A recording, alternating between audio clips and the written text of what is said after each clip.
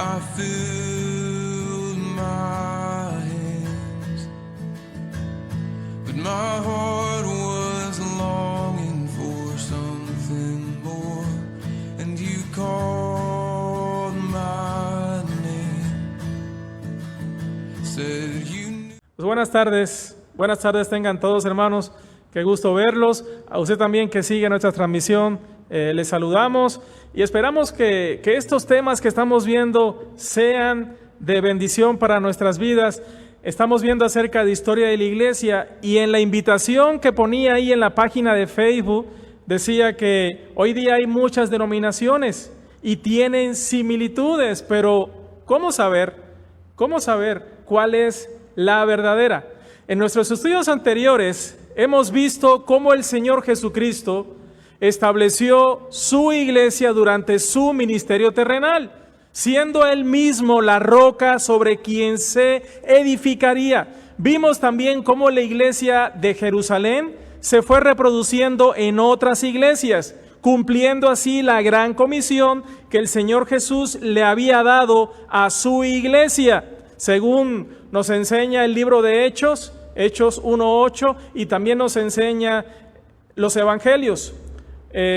Un ejemplo, las iglesias de Samaria, Antioquía y las que se establecieron durante los viajes evangelistas del apóstol Pablo. Hemos estado sentando las bases para que tengamos un panorama completo de por qué hoy día hay tantas denominaciones y cómo podemos reconocer cuál es la iglesia que el Señor Jesucristo estableció como su fundador durante su ministerio terrenal. Ahora, pensemos en esto, era lo que les decía al principio. Hoy día hay muchas denominaciones y varias tienen similitudes. ¿Cuáles son esas similitudes? Bueno, algunas son que se reúnen en edificios o templos, o las llaman iglesias, siendo un error porque esto es un templo, es un lugar físico. Iglesia son los creyentes. Tienen un púlpito donde se enseña, tienen alabanza, hay liderazgo, tienen ministerios, ofrendan, salen a predicar, etcétera. Pero si bien tienen similitudes, a primera vista, la realidad es que hay enormes diferencias. Y esto ha hecho que la gente se confunda. Hay mucha confusión. Pero ¿qué nos dice la Escritura? Vean lo que dice 1 Corintios 14:33. Al principio no fue así. 1 Corintios 14:33. Vean lo que dice esta palabra. Dice, pues Dios no es Dios de confusión, sino de paz, como en todas las iglesias de los santos. Dios no es un Dios de confusión, ni de desorden. Y esto nos lleva un poquito a entender cómo debe ser el culto, ¿no? Porque muchos se llaman iglesias, hacemos prácticamente, hay similitudes en el culto, pero si nada más nos remitimos a este versículo, que Dios es un Dios de orden, entonces el culto debe de ser como un orden, ¿no? No debe de haber desorden, que cada quien haga lo que quiera. No, debe de haber un orden. Y esto nos va enseñando muchas cosas. Hermanos, Dios no es un Dios de confusión, ni de desorden, pero Satanás sí lo es. Y él también es padre de mentira. Y él ha promovido el desorden y el surgimiento de tantas denominaciones que si bien se parecen a la iglesia verdadera, porque copian la obra de Dios, muchos siguen cegados a la verdad. Muchos siguen cegados a la verdad. Y esto es lo que nos dice 2 Corintios capítulo 4. 2 Corintios capítulo 4 dice la Escritura, pero si nuestro evangelio está aún encubierto, entre los que se pierden está encubierto, en los cuales el Dios, minúscula, de este siglo cegó el entendimiento de los incrédulos para que no les resplandezca la luz del evangelio de la gloria de Cristo, el cual es la imagen de Dios. Entonces, con tantas opciones, ¿cómo podemos reconocer qué denominación es la correcta? Bueno, hay 5 reglas muy simples para saber si una denominación es bíblica. Si realmente es una iglesia verdadera de acuerdo con las enseñanzas del Nuevo Testamento. Y la primera es, ¿quién es su fundador? ¿Quién es su fundador? ¿Dónde fue fundada? ¿Cuándo fue fundada? ¿Sobre qué bases está fundada? ¿Y cuál es su regla de fe y de práctica? 5 reglas simples. ¿Quién es su fundador? ¿Dónde fue fundada? ¿Cuándo fue fundada? ¿Sobre qué bases está fundada? ¿Y cuál es su regla de fe y de práctica? Es muy parecido a las reglas de interpretación que se le aplican a cualquier texto. ¿Quién está hablando? ¿Cuándo está hablando? ¿Por qué está hablando? ¿Dónde está hablando? ¿Y para qué está hablando? Reglas que se le aplican a cualquier texto para una correcta interpretación. Bueno, respondiendo a estas preguntas, podremos reconocer qué denominación o qué iglesia es una autoridad correcta como iglesia neotestamentaria. Una verdadera iglesia, primer punto, es aquella que fue fundada y construida originalmente por Jesucristo. Y esto es lo que nos dice Mateo 16, 18. Mateo 16, 18, vamos a ver qué es lo que nos dice. Mateo 16, 18.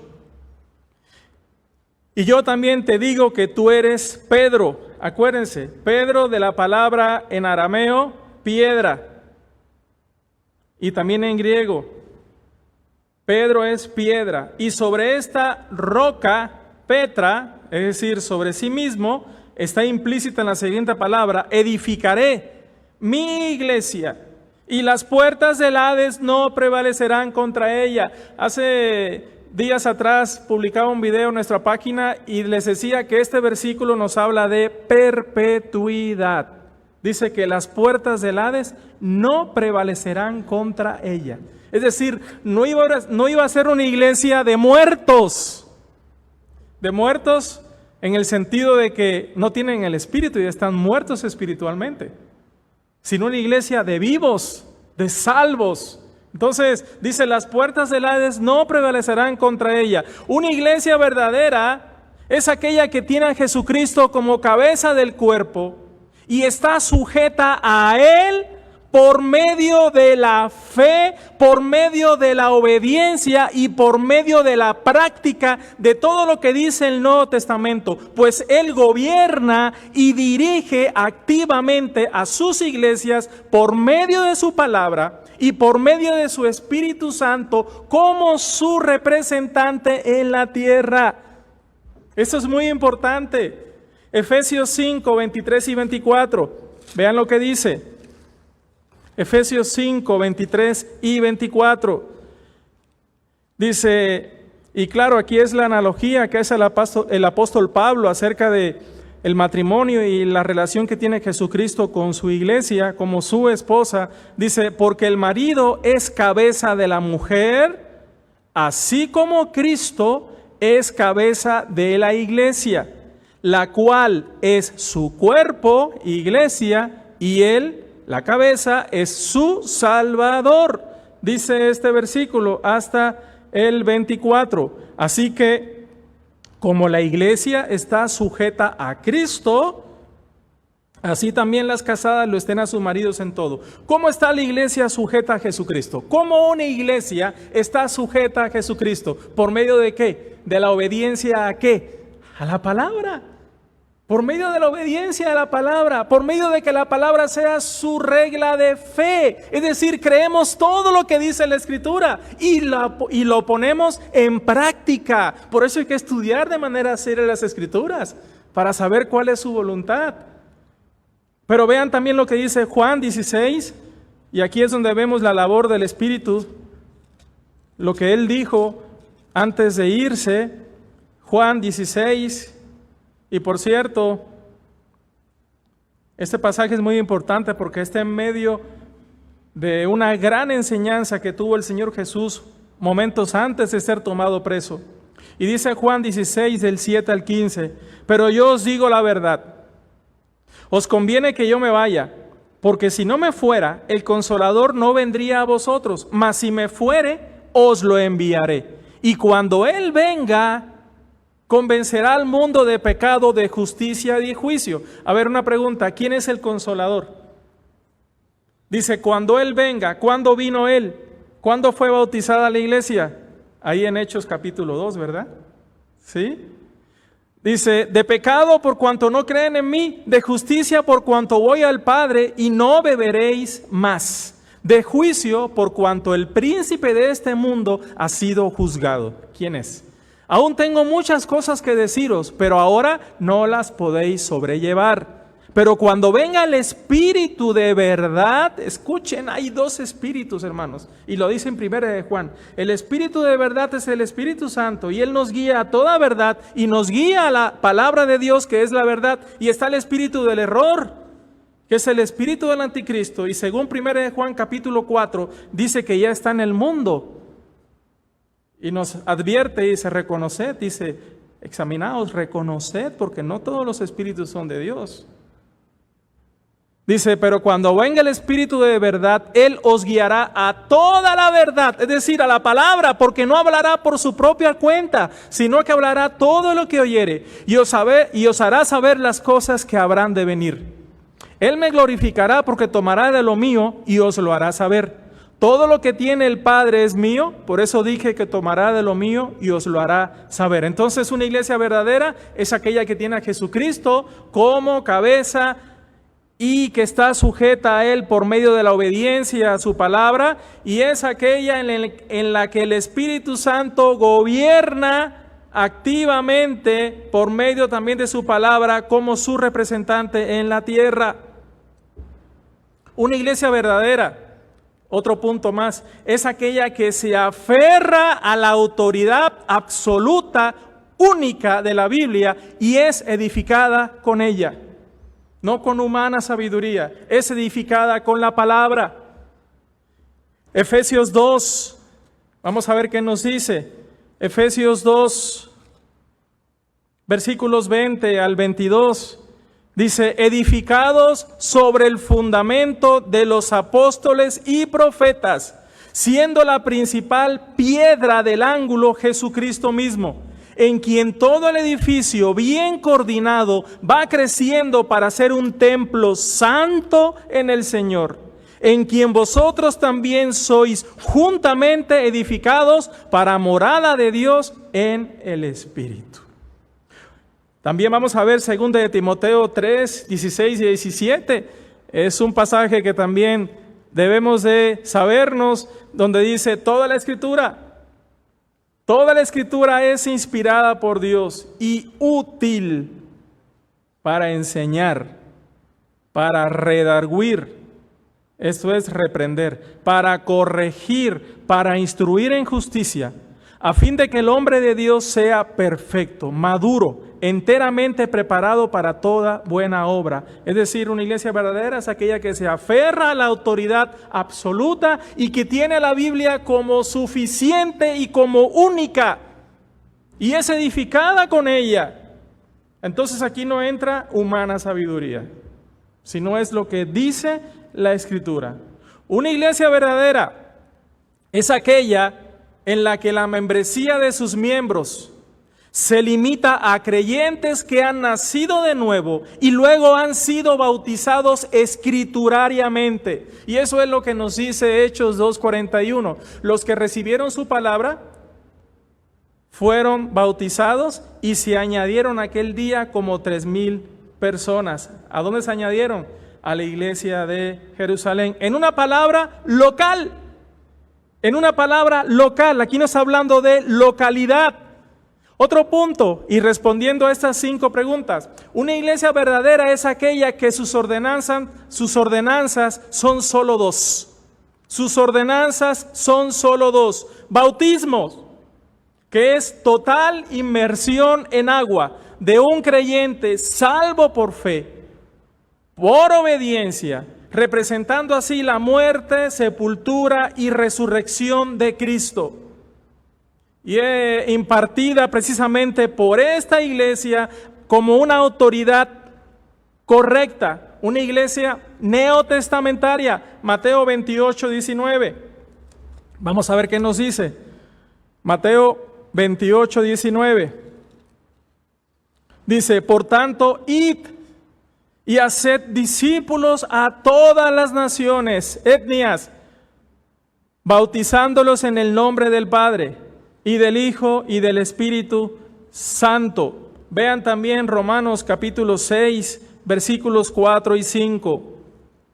Romanos 6, versículos 4 y 5. Dice, porque somos sepultados juntamente con Él para muerte por el bautismo, a fin de que como Cristo resucitó de los muertos por la gloria del Padre, así también nosotros andemos en vida nueva.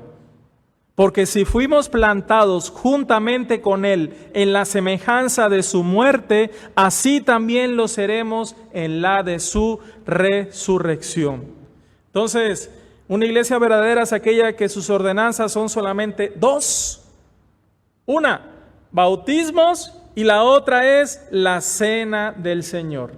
La cena del Señor, ¿qué es? Es un recordatorio de la muerte del Señor Jesucristo hasta que Él venga, con elementos simbólicos como el pan sin levadura. Este pan que repartimos y que está completo porque representa el cuerpo de Cristo, es un pan sin levadura, porque la levadura es símbolo de pecado. Es un pan sin levadura. Entonces, con elementos simbólicos como el pan sin levadura y el fruto de la vid restringido o restringida solo a miembros pactados en la iglesia local, es decir, comunión cerrada. Esto es lo que creemos. ¿Y por qué lo creemos? Porque lo dice la Escritura. Mateo capítulo 26. Mateo capítulo 26, versículos 20 en adelante. Vean lo que dice. Cuando llegó la noche, se sentó a la mesa, ¿con quién? Cuando llegó la noche, se sentó a la mesa, ¿con quién? Con los 12. ¿No estaba el dueño de la casa, o sí? ¿No estaban las mujeres que servían, o sí? Con los 12. Porque esa era la iglesia. Se sentó a la mesa con los 12. Y mientras comían, dijo, de cierto, bueno, y ahí un poco más adelante, vamos hasta el versículo 26. Y mientras comían, tomó Jesús el pan y bendijo, y lo partió, y dio a sus discípulos, y dijo, tomad, comed, esto es mi cuerpo, de manera simbólica. Y tomando la copa y habiendo dado gracias, les dio diciendo, bebed de ella todos, porque esto es mi sangre del nuevo pacto, que por muchos es derramada para remisión de los pecados. Y os digo que desde ahora no beberé más de este fruto de la vid, hasta aquel día en que lo beba nuevo con vosotros en el reino de mi Padre. También vean lo que dice 1 Corintios, capítulo 11. ¿Quieren ver 1 Corintios? Capítulo 11, versículos 23 al 26, porque yo recibí del Señor lo que también os he enseñado, que el Señor Jesús, la noche que fue entregado, tomó pan. Estamos recordando lo que vimos en Mateo, ¿no? Y que dicen los demás evangelios. Y habiendo dado gracias, lo partió y dijo, tomad, comed, esto es mi cuerpo que por vosotros es partido. Haced esto en memoria de mí.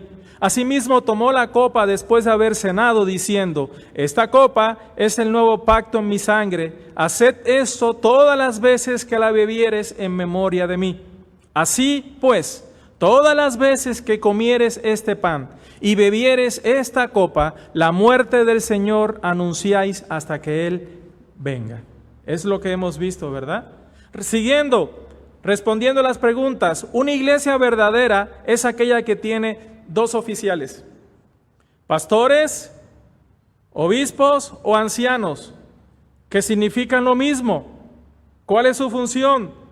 Predicadores, maestros, consejeros, ejemplos, supervisores espirituales. Hechos 20, 28 al 31. Vamos a ver qué nos dice Hechos. Hechos capítulo 20, del versículo 28 al 31. Dice, por tanto, aquí está hablando el apóstol Pablo a los ancianos, a los pastores de la iglesia de Éfeso. Dice, por tanto, mirad por vosotros y por todo el rebaño en que el Espíritu Santo os ha puesto por obispos para apacentar la iglesia del Señor, la cual Él ganó por su propia sangre. ¿Quién fue el que puso como obispos? ¿Quién fue? Entonces no fue que nosotros nos reunimos aquí. Bueno, ¿saben qué? Nosotros 5 varones vamos a predicar. Tú predicas un domingo, tú otro y tú otro. No, eso es un llamado ¿de quién? Es un llamado del Espíritu Santo. El Espíritu Santo llama al ministerio. Eso lo vimos el domingo, ¿verdad? El miércoles anterior. Dice, nadie puede tomar para sí esa honra, sino, dice Hebreos 5, nadie toma para sí esa honra, sino el que es llamado ¿por quién? Por Dios, así como lo fue a Aarón.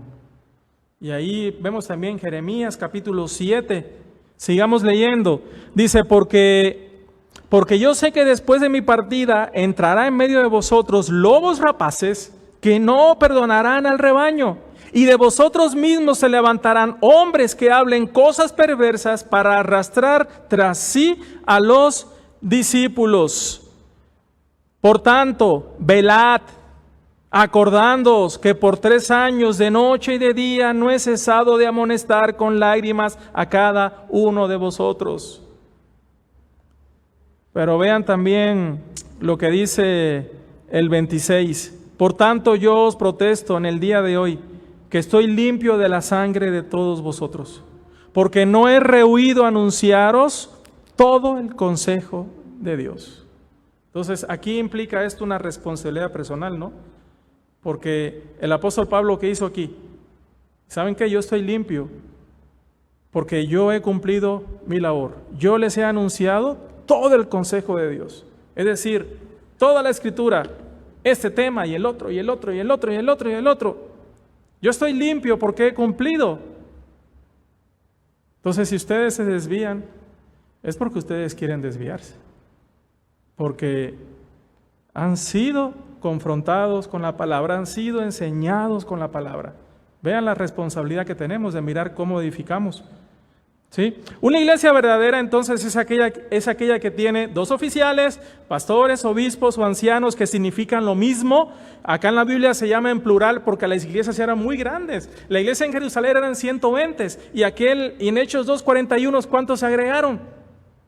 3,000. Y luego se agregaron ¿cuántos? Más adelante en Hechos 4,000 o 5,000. Entonces imagínense una iglesia de más de 10,000 personas, no podía ser un solo pastor. Y entonces por eso los apóstoles, ¿sí?, eran los que ejercían esa función. Ya después, ya quedó entonces Jacobo, el hermano del Señor y demás. Y lo otro es 1 de Pedro 5, del 1 al 3. 1 de Pedro 5, del 1 al 3. Vean lo que dice. Ruego a los ancianos que están entre vosotros, recuerden, la palabra anciano, pastor y obispo significan lo mismo. Yo anciano también con ellos, y testigo de los padecimientos de Cristo, que soy participante de la gloria que será revelada, apacentad la grey de Dios que está entre vosotros, cuidando de ella, no por fuerza, sino voluntariamente, no por ganancias deshonestas, sino con ánimo pronto, no como teniendo señorío sobre los que están a vuestro cuidado, sino siendo ejemplos de la grey. Ejemplo de la grey. Hebreos 13, versículo 7, dice, acordaos de vuestros pastores que os hablaron la palabra de Dios, considerad cuál ha sido el resultado de su conducta e imitad su fe.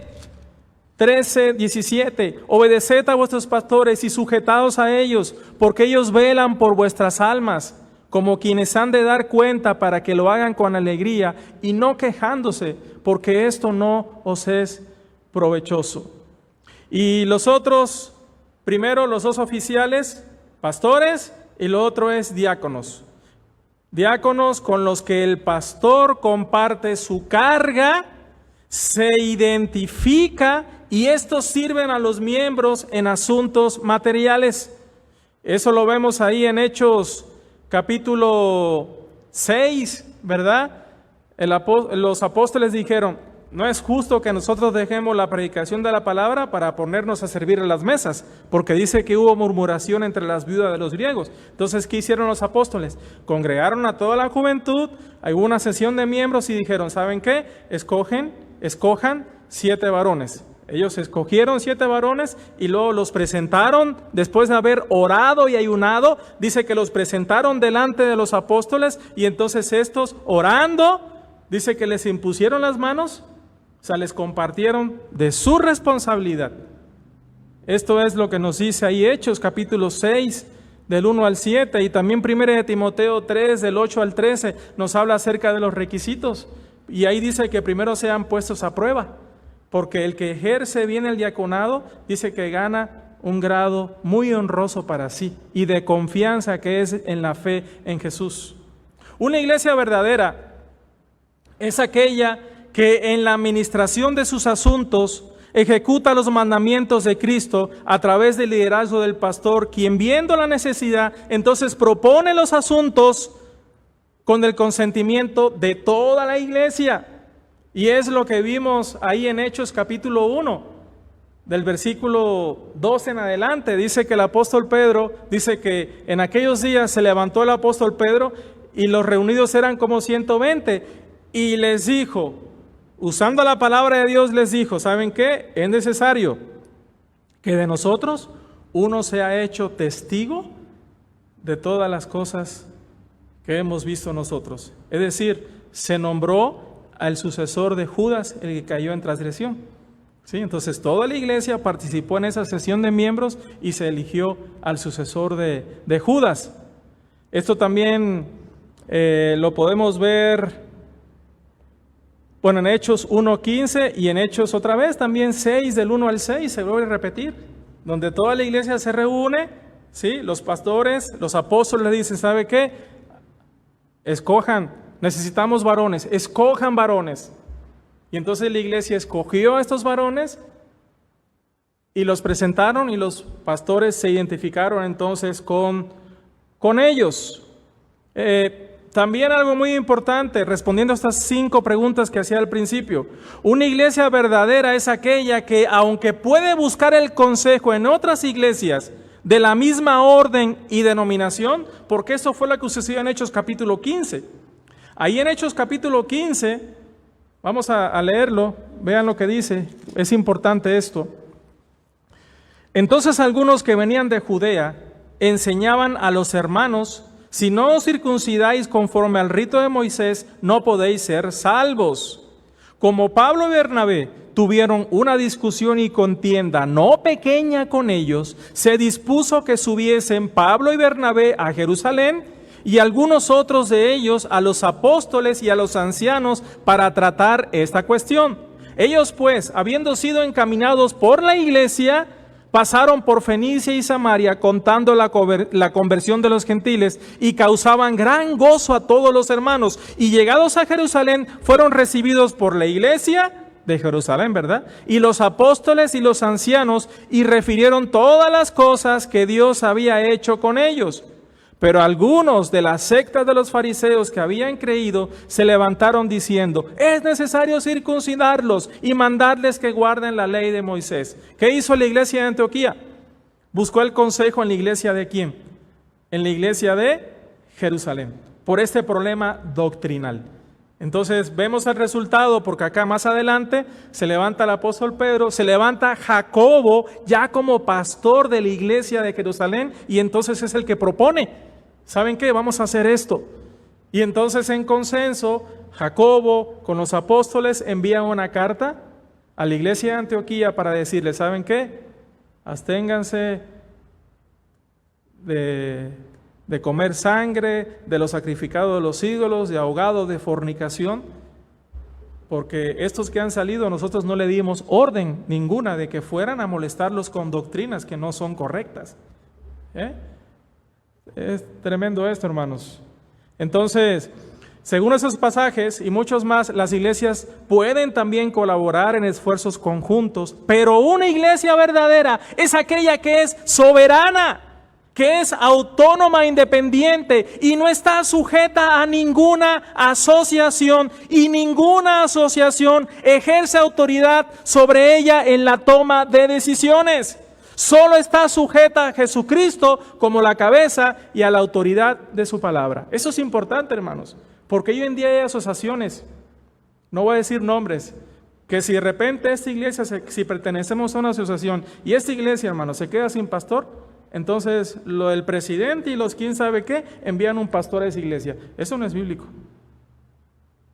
porque eso no es un gobierno autónomo. No, ¿de dónde constituían ancianos y pastores? El apóstol Pablo y su equipo misionero, ¿de dónde constituían? De la misma iglesia que establecían. De ahí el Espíritu Santo llamaba y salía de ahí. De ahí salía.